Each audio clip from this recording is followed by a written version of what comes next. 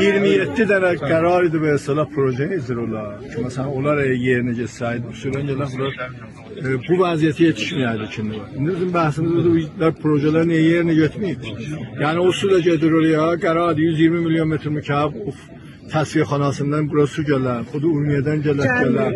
Bilirəm, söz buradadır, gələr peygirlər niyə gəlmir?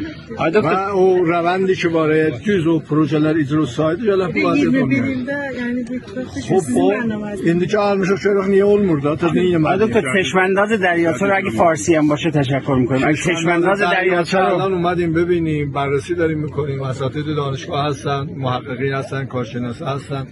با کارشناسای خارجی داریم پیگیری میکنیم که انشالله راهی پیدا بکنیم که این وضعیت به وجود نیاد.